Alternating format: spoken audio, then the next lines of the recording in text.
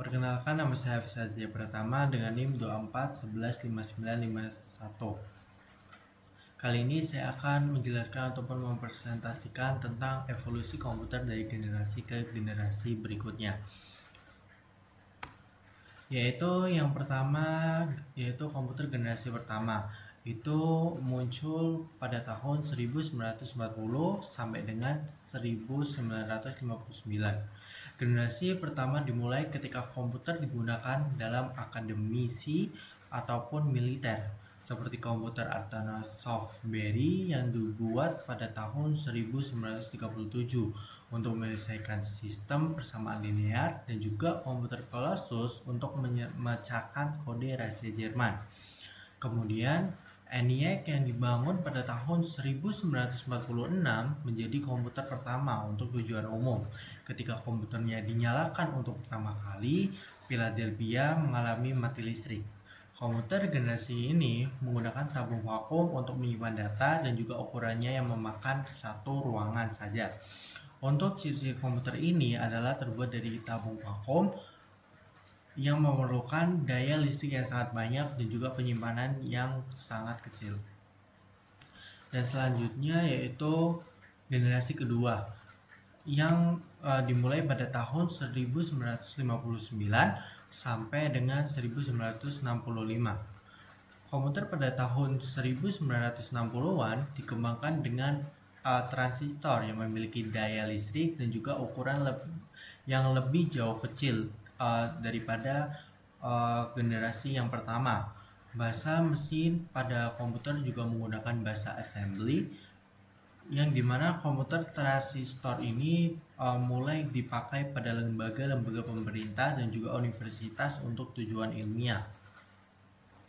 Kemampuan dari komputer ini juga dinilai lebih cepat dan juga dapat melakukan pembagian informasi secara real time, di mana komputer pada generasi kedua ini cukup laris dipasarkan walaupun harganya yang tergolong cukup mahal. Selanjutnya, komputer pada generasi kedua dipakai di dunia industri dan juga kesehatan karena handal dalam hal mencetak data, menghitung gaji, maupun mendesain produk.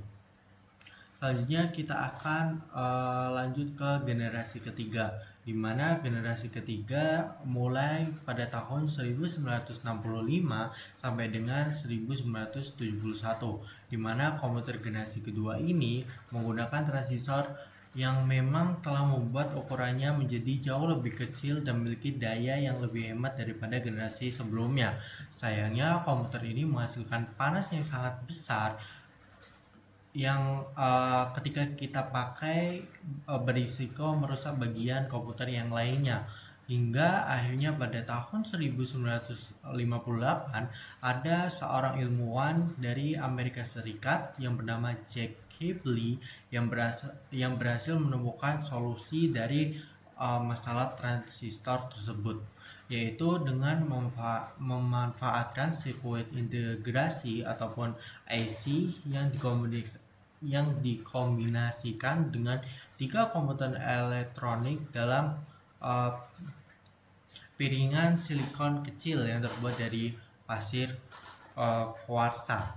Selanjutnya, para ilmuwan berhasil membuat terobosan satu chip tunggal yang isinya mewakili banyak komponen-komponen sehingga membuat ukurannya jauh relatif lebih kecil. Kelebihan dari komputer generasi ini adalah sudah dipakainya sistem operasi ataupun operating system yang dapat menjalankan banyak program yang berbeda secara bersamaan.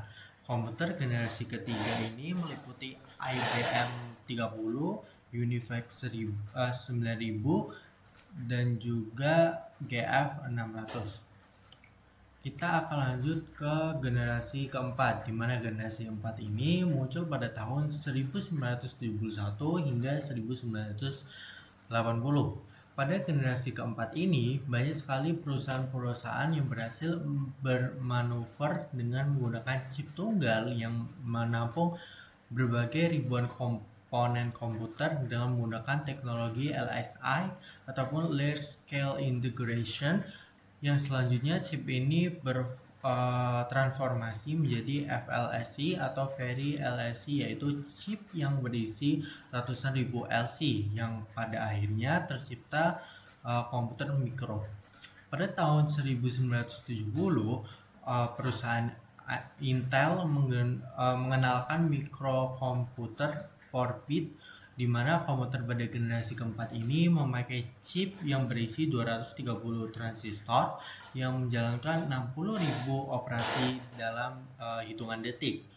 Lalu pada tahun 1972 muncullah mikrokomputer 8-bit yang juga merupakan rancangan Intel. Ciri khas dari komputer di generasi keempat ini adalah mulai digunakan green color dan juga pemakaian Microsoft Basic untuk bahasa pemrogramannya serta CPM untuk sistem kontrol operasinya. Kita lanjut ke generasi kelima, di mana generasi kelima yaitu akan mulai pada masa sekarang dan juga masa yang akan datang, di mana komputer pada generasi kelima ini sudah mulai menggunakan standar PC. Perusahaan yang dianggap ahlinya dalam pengembangan komputer ini adalah Intel dan juga Microsoft. Bahkan Microsoft juga resmi menjadi standar internasional untuk software dan juga hardware komputer. Generasi kelima ini juga sering disebut generasi Pentium dikarenakan penggunaannya sebagai salah satu mikroprosesor yang dianggap paling canggih. Komputer pada generasi ini juga mempunyai jutaan warna dengan resolusi yang sangat tajam. Selain itu, pada masa ini mulai berkembang komputer bergerak seperti laptop, dan selanjutnya saat ini masih dilakukan tahap untuk merealisasikan komputer generasi masa yang akan datang yang dilengkapi dengan artificial intelligence ataupun AI yang bertujuan untuk bisa mewujudkan suatu perangkat komputer yang mampu melakukan komunikasi dengan manusia dan juga mampu menggunakan input visual dan belajar dari pengalaman pribadi.